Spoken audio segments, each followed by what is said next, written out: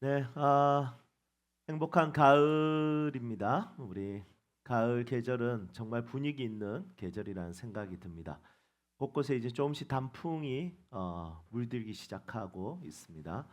여러분 이 가을의 풍경 속에서 자유함과 기쁨을 많이 누릴 수 있는 우리 믿음의 식구들이 되기를 소망합니다.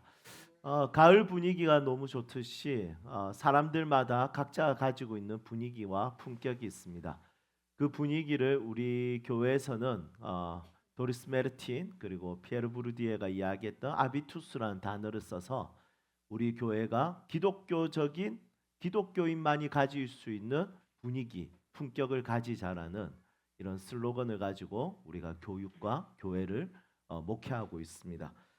여러분들은 어떤 분위기를 가지고 있습니까? 사람마다 다 고유의 분위기가 다 있는데 독특하고 특별한 분위기가 있는데 여러분들은 어떤 분위기를 가지고 있는지 한번 생각해 보면 좋을 것 같습니다. 그리고 나와 같이 살고 있는 짝지는 어떤 분위기를 가지고 있는지 또 우리 교회 성도들 동역자들 어떤 분위기를 가지고 있는지 한번 옆에 있는 사람을 한번 빤히 한번 보도록 하겠습니다.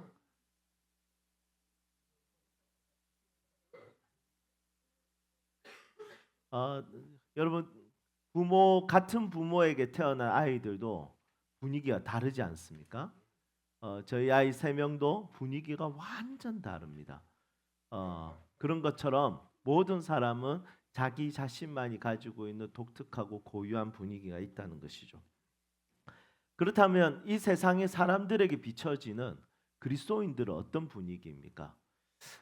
여러 가지 분위기로 설명할 수 있겠지만 두 가지를 한번 예를 들면 세상 사람들이 비춰지는 그리스도인의 분위기. 첫 번째는 밝은 느낌일까요? 아니면 두 번째는 우울한 느낌일까요? 밝은 느낌일까요? 그런데 우리 TV에서 비춰지는 그리스도인의 모습은 내 울고 짜고 이런 우울해 보이고 뭔가 금방이라도 심판받을 것 같은 약간 잘못하면 이렇게 눈 찔릴 것 같은 이런 약간 느낌 있지 않습니까? 그래서 그리스도인들은 사실은 밝은 느낌도 있겠지만 우울한 느낌도 있고 이 두 가지 느낌을 다 가지는 모습들이지 않을까 생각이 듭니다. 저도 처음 교회를 다닐 때는 사람들이 기도하는 모습을 보면서 생각했습니다. 뭐가 저렇게 슬프지? 이렇게 생각했었습니다. 그리고 사람들이 찬양하는 모습 볼 때는 뭐가 저렇게 기쁘지? 이 생각했었습니다. 여러분 뭐가 그렇게 슬프고 뭐가 그렇게 기쁜지 울 때는 진짜 눈물을 한 바가지 흘리고 그리고 찬양할 때는 미친 듯이 정말 방정맞게 춤추는 모습들을 보면서 이런 양립할 수 없는 이 함께 있을 수 없는 어울리지 않는 두 가지 분위기를 같이 가진다는 것이 조금 아이러니했습니다. 성경 속에 다양한 인물들이 나오죠. 그 인물들도 어떤 때는 슬퍼하기도 하고 어떤 때는 기뻐하기도 합니다. 예수님은 이렇게 말씀하십니다. 애통하는 자는 복이 있나니 그가 위로를 받을 것이요. 산상수훈 중에 팔복 중에 하나지 않습니까? 그런데 이 애통이라는 단어는 언제 쓰는 단어냐면 아이를 잃은 자녀를 잃은 부모가 슬퍼할 때 보통 애통하는 단어를 씁니다. 그래서 이것은 사실은 복이 있을 수가 없죠. 그런데 예수님이 뭐라고 하냐면 자녀를 잃은 것 같은 아이를 잃은 것 같이 크게 슬퍼할 때 그것으로 인해서 우리는 복이 있다. 그래서 너희는 크게 슬퍼해라. 약간 우울한 분위기를 조성하시는 것 같습니다. 그리고 두 번째는 예수님은 그것뿐만이 아니라 기쁨에 대한 이야기도 합니다. 예수님은 제자들과 함께 먹고 마시며 즐기며 시간을 보냈습니다. 그리고 슬픔 속에 있었던 그 제자들에게 예수님께서 나타나셔서 그들에게 기쁨을 선사하셨고 평안을 전하셨습니다. 예수님은 이렇게 제자들에게 슬퍼할 때 슬퍼하고 그리고 기뻐할 때 기뻐하는 이 두 가지 정서에 있어서 예수님은 계속해서 말씀하셨던 것이죠. 어쨌든 그리스도인이 가지고 있는 정서 중에 약간 배제해야 되는 정서가 있다면 무미건조한 정서지 않을까라는 생각을 하게 됩니다.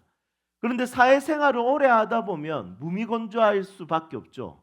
감정을 표현하는 것이 내 약점이 드러나는 것 같고 내가 너무 기뻐하면 야 쟤는 아이고 저 정도 일에 저렇게 기뻐하네 이런 생각 이런 이야기를 들을 것 같고 또 내가 너무 슬퍼하면 아이고 저 그리스도인이 돼가지고 저 우는 거 보니까 아이고 교회는 못 다니겠다 이 생각을 하게 될 때도 있습니다. 마태복음 11장 17절에 보면 이렇게 이야기합니다. 예수님께서 이 세대에 대해서 예수님이 평가하시는데 뭐라고 하냐면 피를 불어도 춤추지 않고 슬피 울어도 가슴을 치지 않는 세대라고 이야기했습니다. 그러니 이 세대의 특징 중에 하나가 뭐냐면 웃을 때 웃을 줄 모르고 울 때 울 줄 모르는 것이 이 세대의 특징이라는 것이죠. 여러분들 어떻습니까? 웃을 때 웃을 줄 알고 슬플 때 슬플 줄 압니까? 여러분 이런 정서가 뭐 사실은 우리가 살아가면서 방해가 될 때도 있습니다. 눈물을 감춰야 되는데 자꾸 눈물이 날 때가 있고요. 또 웃음을 감춰야 되는데 자꾸 웃음이 날 때가 있습니다. 제가 군 생활할 때 이등병으로 들어갔을 때 그때 제가 한참 예수님 만나고 기쁨이 넘칠 때였거든요. 그런데 이 이등병 때 보통 웃으면 안 되지 않습니까? 지금이야 뭐 그런 어떤 내무반의 폭력이나 이런 거 없었지만 저 때는 내무반의 폭력이 정말 가득했던 시기였습니다. 그때 제가 너무 예수님 때문에 기뻐서 웃음을 감출 수가 없었습니다. 그냥 작은 것만 봐도 웃었습니다. 그리고 혼자 앉아 있다고 웃었습니다. 그러면 이렇게 고참들이 이야기해요. 웃네? 그러면서 네모난 박스 안에 칸에 들어가서 복싱 자세를 취하고 두들겨 맞은 적이 있었습니다. 여러분 그런데 그래도 그 웃는 게 고쳐지지 않았어요. 그래서 이등병 때 내내 맞았습니다. 여러분 웃을 때 웃고 울 때 울어야 되는데 사람들은 신기하게도 이게 잘 안 되고 웃음도 감춰야 되고 울음도 감춰야 될 때가 이 세상에서 너무 많다는 것이죠. 내가 웃다가 가볍게 보일 것 같고 내가 슬퍼하다가 저 사람 나를 우울하게 볼 것 같습니다. 그런데 오늘 시편 47편 말씀은 어떤 말씀이냐면 굉장히 분위기가 밝습니다.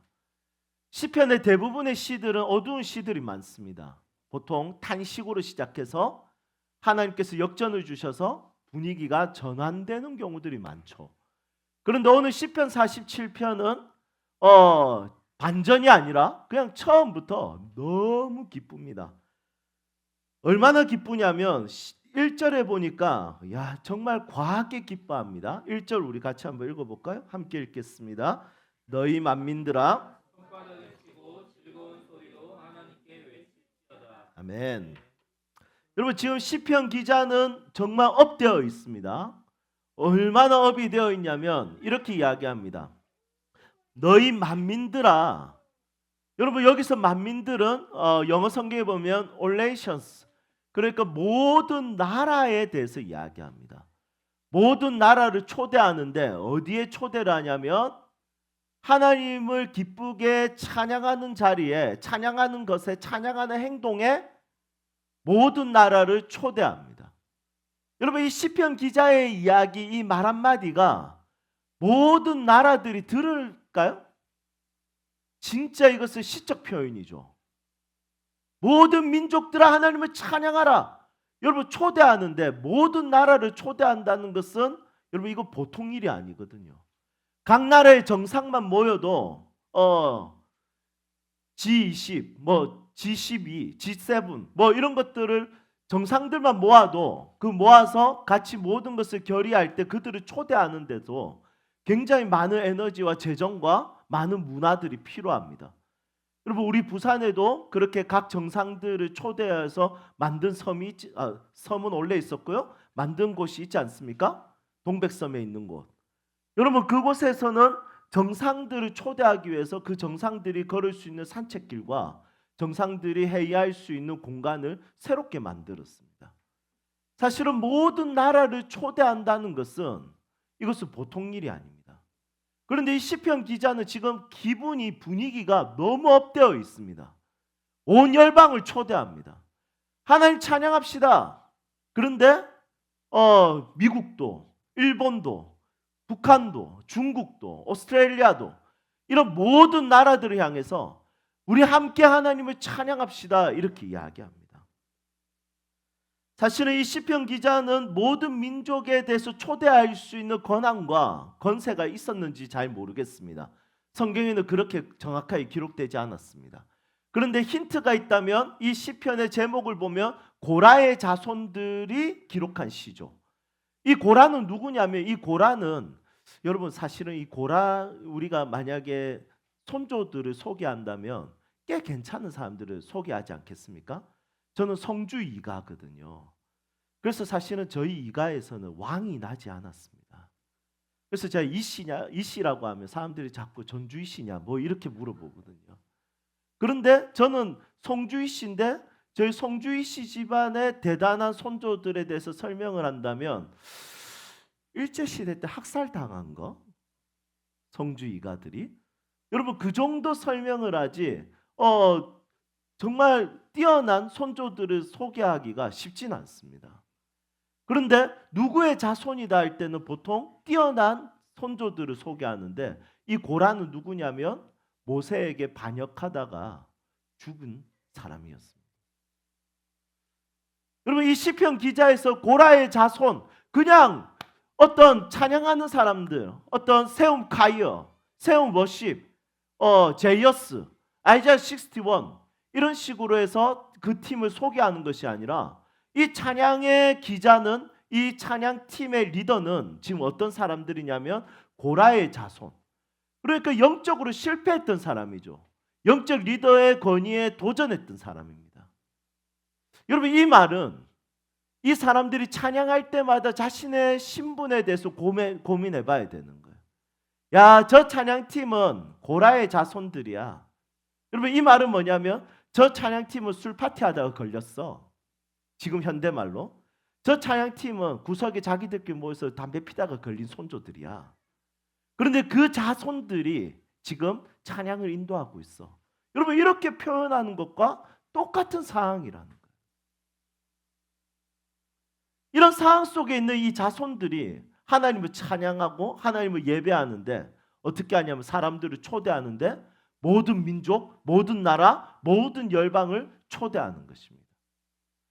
여러분 이것을 통해서 우리가 알 수 있는 것은 뭐냐면 은혜 받으면 분위기가 바뀝니다.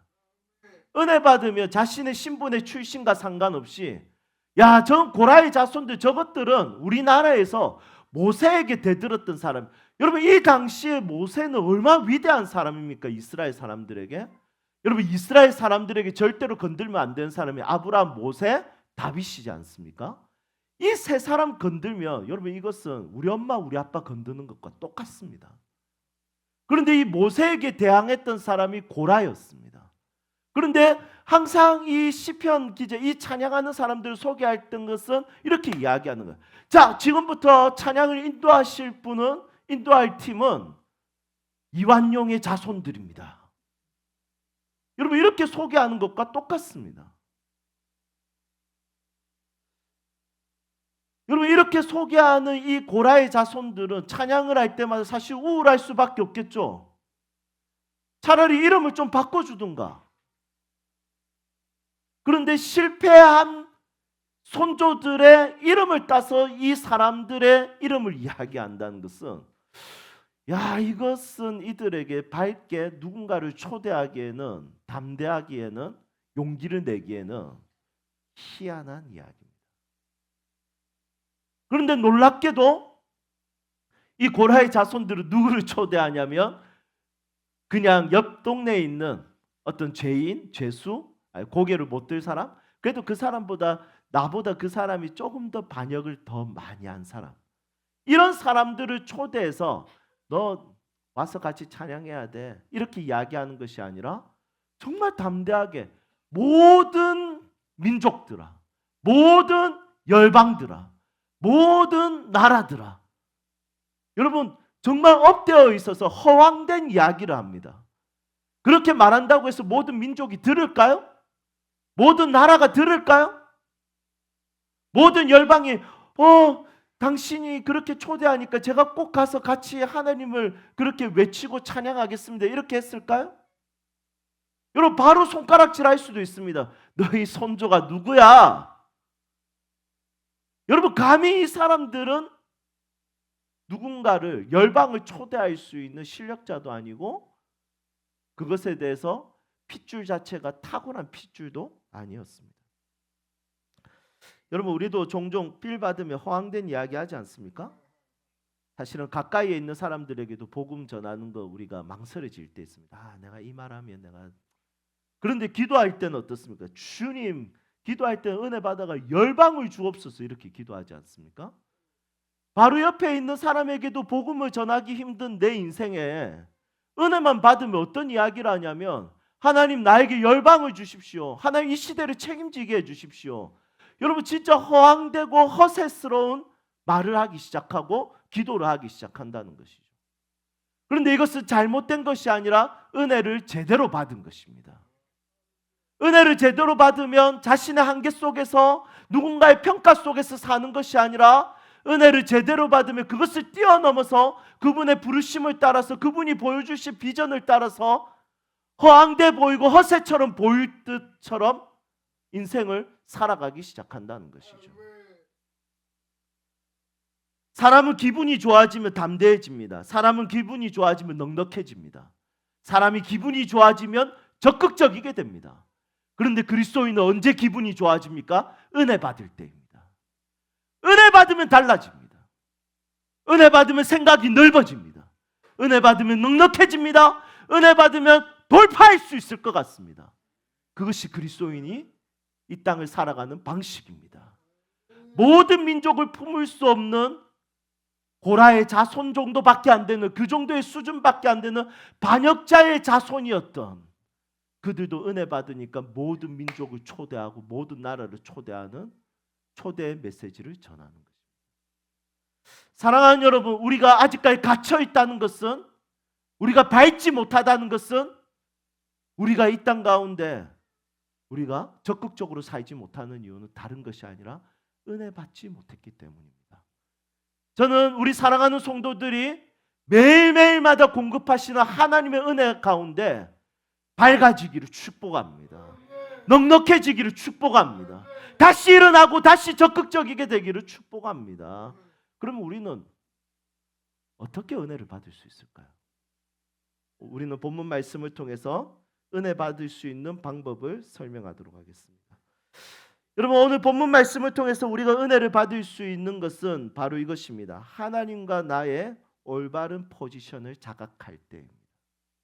오늘 이 말씀의 시편 기자는 모든 열방을 초대할 수 있었던 이유는 이 사람이 어느 날 갑자기 성격이 좋아져서가 아니라 밝아져서가 아니라 하나님의 포지션과 자신의 포지션을 정확하게 자각했기 때문입니다. 하나님을 하나님 자리에 두고 자신을 자신의 자리로 두는 고백을 합니다. 한번 볼까요?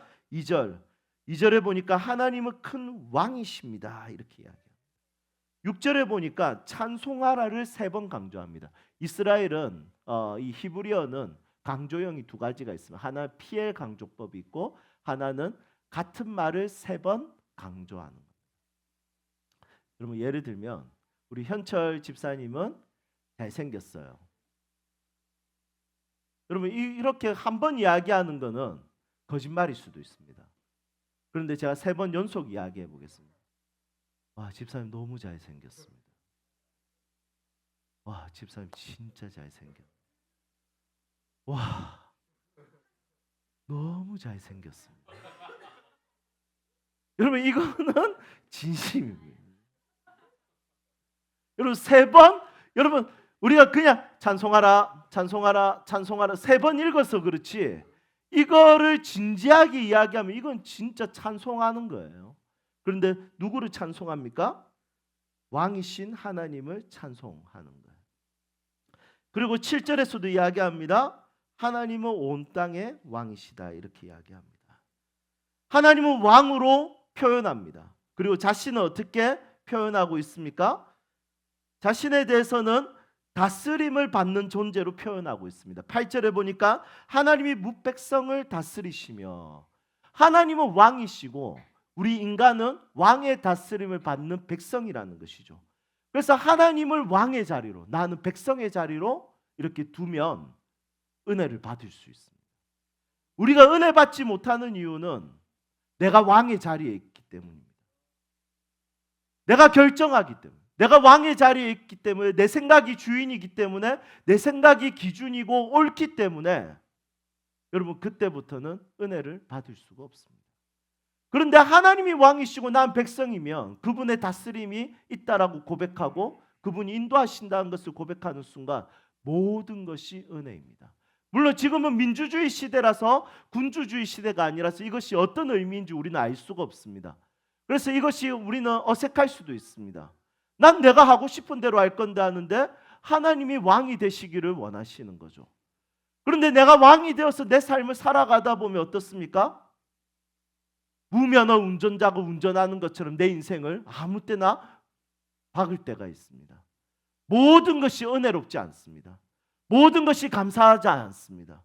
모든 것에 내가 왕이 되고 모든 것에 있어서 불만과 불평과 원망이 가득하게 됩니다. 그런데 하나님이 왕이 되시면 어떻게 되겠습니까?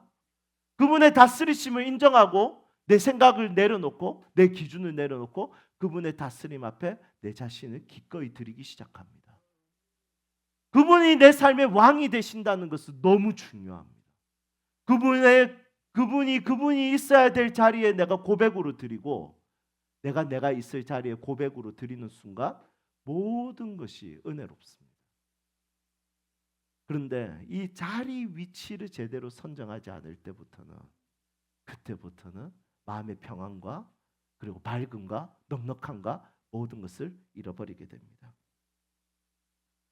하나님과의 관계에서 포지션, 즉 자리와 위치를 정확하게 믿음으로 자각하고 고백할 때 우리는 하나님의 은혜에 감격하고 모든 민족을 초대할 정도로 밝아지고 담대해지게 됩니다. 저는 오늘 이 말씀을 준비하면서 생각났던 찬양이 있습니다. 우리 주님만이 왕이십니다. 이 찬양인데 여러분 우리 같이 이 찬양을 같이 한번 부르고 우리 계속해서 말씀을 나누도록 하겠습니다.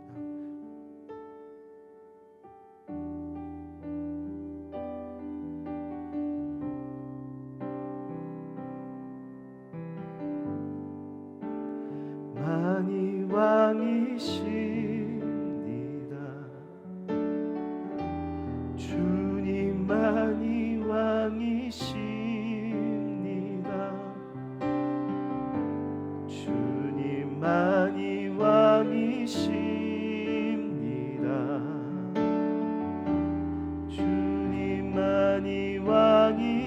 주님만이 왕이십니다.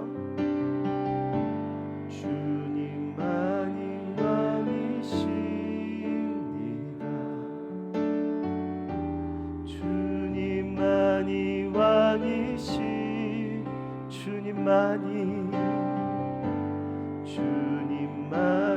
왕이십니다.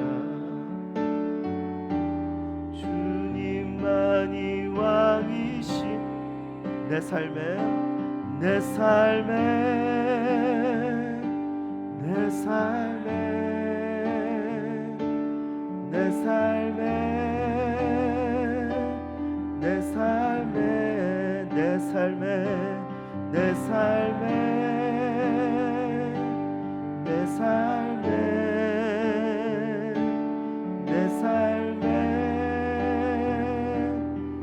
주님만이 왕이십니다.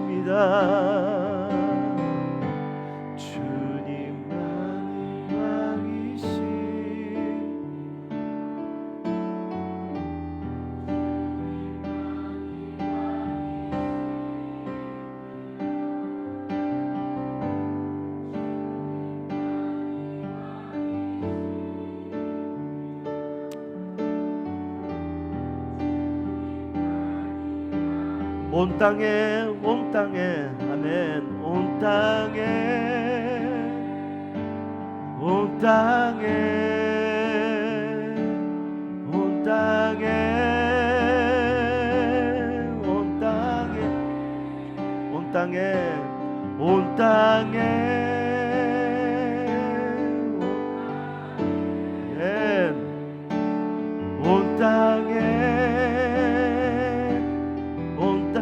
모든 이름 위에 뛰어나신 모든 이름 위에 뛰어나신 이름 왕의 왕 예수께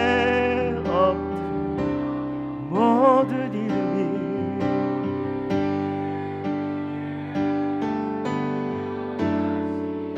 아멘. 왕의 왕 예수께 우리 다시 한 번 더 그분의 이름을 높여드립시다. 모든 이름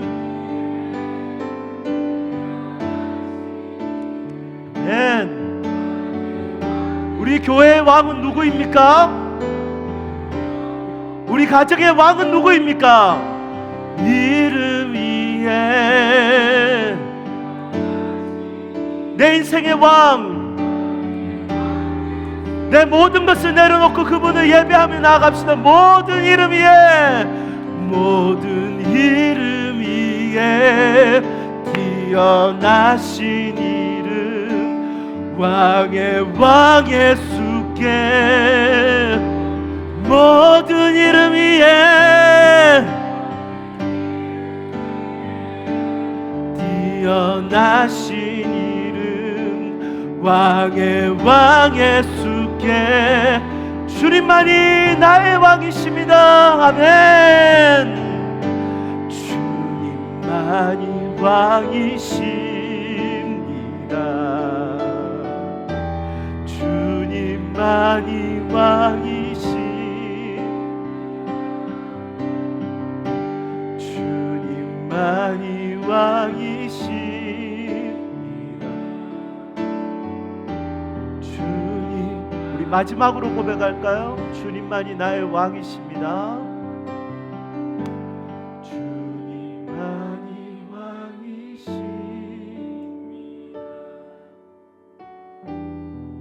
주님만이 왕이십니다.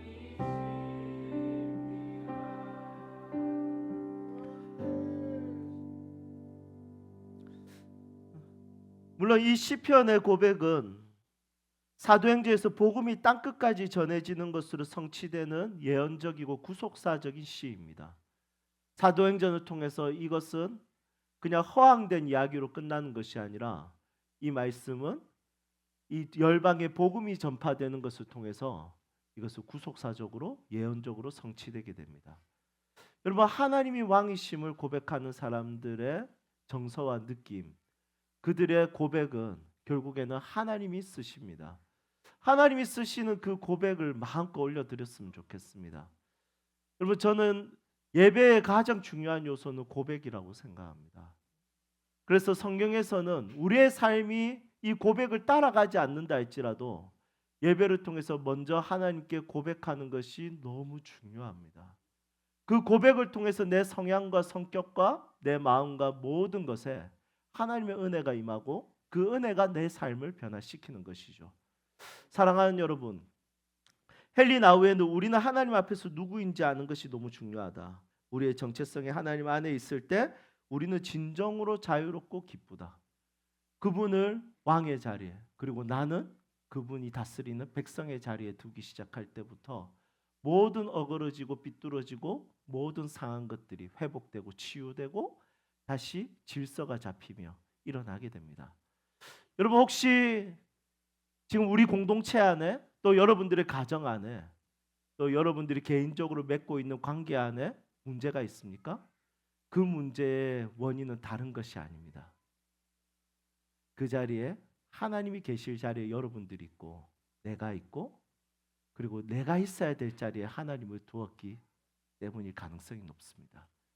다시 한 번 더 그분을 왕의 자리에, 나는 그분이 다스리는 백성의 자리에 믿음으로 고백하고 우리가 다시 한 번 더 모든 삶 가운데 그분의 은혜를 누릴 수 있는 믿음의 사람들이 되기를 소망합니다.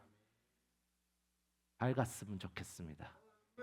우리 함께 밝고 담대하게 찬양할까요? 우리 빛나는 왕의 왕, 우리 찬양